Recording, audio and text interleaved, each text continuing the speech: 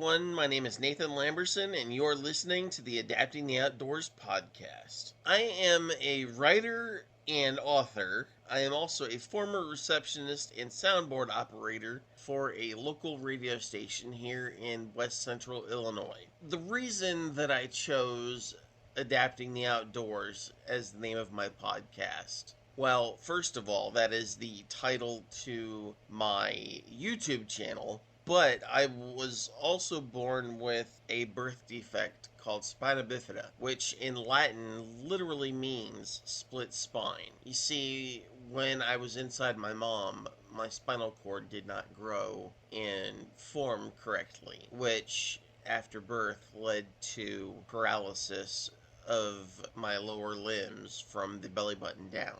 I use a wheelchair for daily mobility, but I try not to let that get me down. My parents were told that if I survived birth, that I wouldn't survive to the age of 3. Here I am at the age of 35, proving doctors wrong. Growing up, fishing was an outlet for me. I didn't have a lot of friends, as I'm sure you can imagine. In fact, I didn't have any friends. So fishing was a very important outlet for me. My dad and my brothers, we all went fishing quite frequently during the spring, summer, and early fall. And from the early 90s until 2000, we took a family vacation to Minnesota every July for 2 weeks. And we fished every day that the weather allowed us to. In fact, going to Minnesota and fishing up there for the 2 weeks during the summer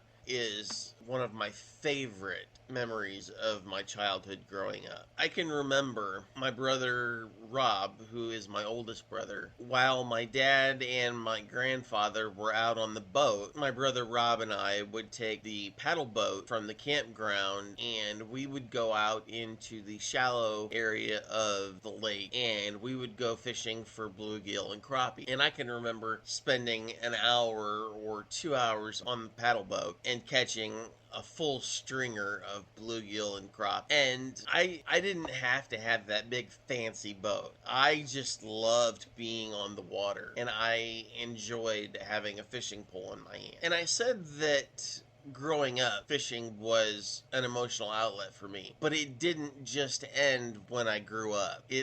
It's been a part of my life, my entire life, and it to this day is still an emotional outlet for me. I try to go fishing as much as I can when my health allows, and I take my significant other with me fishing whenever we get a chance to go. And I was talking about when I was growing up how we would go to Minnesota for 2 weeks every summer, but during the time that we were at home, we actually lived next door to a fairly decent sized lake, and our neighbor would allow us to come onto their property and fish off of their bank, which I thought was really fun, and it allowed me, again, more opportunities to be able to go fishing basically whenever I wanted to. I mentioned earlier that I have a YouTube channel called Adapting the Outdoors. I have been doing that for about the last 10 years, and I actually took about a 4-year break because of my health being not the greatest, but I have decided recently to start that back up again.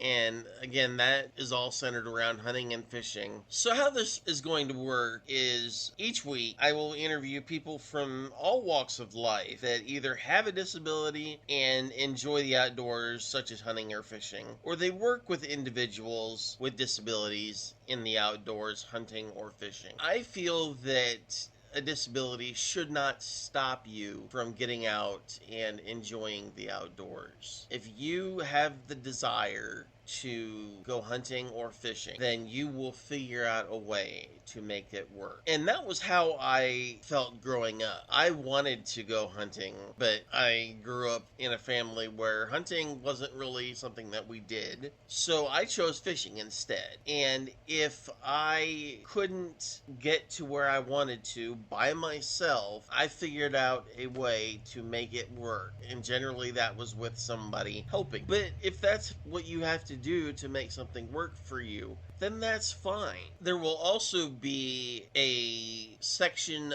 of the show where listeners can send me an email or they can send me their question through Facebook, and I will be answering questions and comments, whether it be about my disability or if they have a question about how they can do something to make hunting and fishing accessible for them. As I said, you can email me. My email address is lamberson.nathan@gmail.com. Feel free to email me with your questions, comments, criticisms. I will read those and I will answer your questions on the show the following week. Each episode, I'm going to try to keep between 30 and 60 minutes. Now, I realize that some episodes aren't going to be as long, and some episodes may be even longer than the 30 to 60 minutes that I planned for. I'm going to go with the flow of the show, and I will feed off of the person that I am interviewing.